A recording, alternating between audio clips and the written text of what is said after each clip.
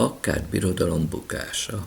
Az ókori mezopotámiai akkád birodalom a bronzkorban virágzott. Az akkádok körülbelül Krisztus előtt 3000 körül telepedtek le Mezopotámia északi részein, a sumér városállamok szomszédságában.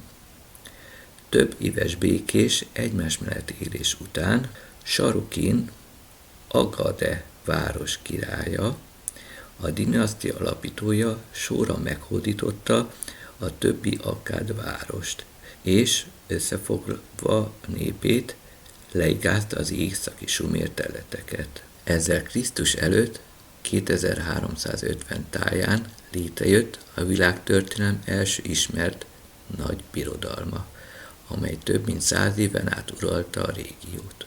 Egészen addig, amíg nem történt valami egészen szokatlan.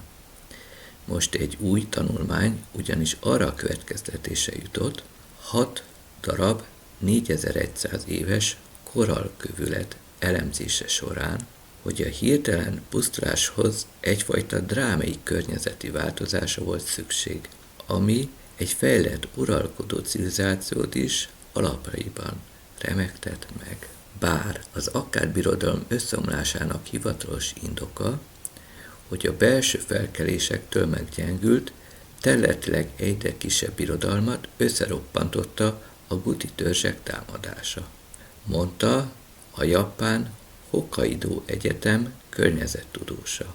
Ám a fosszilis minták egyfajta ablakot mutatnak a múltba, amelyek szerint az éghajlati változások és az ebben tapasztalható jelentős ingadozások jelentősen hozzájárulnak a birodalom hanyatlásához. Hozzátette, interdisziplináris kutatásokra van szükség a klímaváltozás és az emberi társadalom közötti múltbeli kapcsolatok megértéséhez.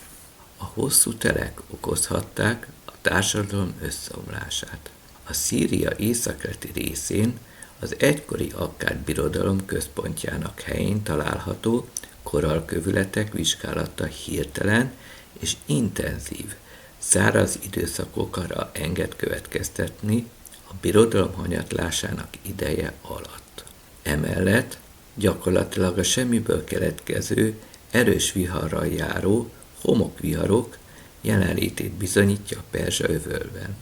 A fosszíliák ráadásul egyre hosszabbodó téli időszakokra is utalnak az akkádok 4200 évvel ezelőtti korában, tehát Krisztus előtt 2200.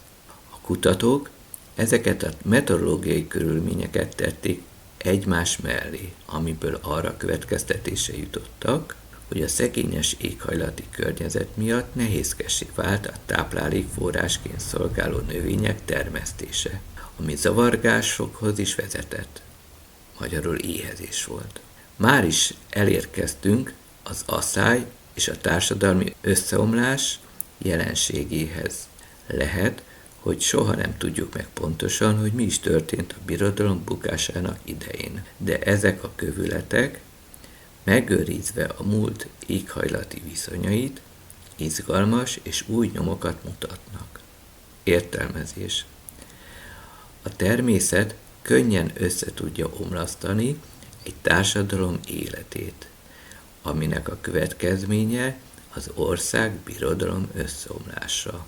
Az akkádok nem városokat alapítottak, hanem meglévő Halaf, vagy hosszan mondva Tel Halaf civilizáció városainak irányítását vették át. Majd fokozatosan az átvett városok segítségével birodalmat építettek, és utána a sumér városokat erővel elfoglalták. Így jött létre az akkád birodalom, ami nem volt hosszú életű, mert hódítani tudtak, de vezetni, működtetni már nem. A lázadások és a természeti kihívások hamar összeroppantották az akkád birodalmat. Köszönöm figyelmeteket, sziasztok!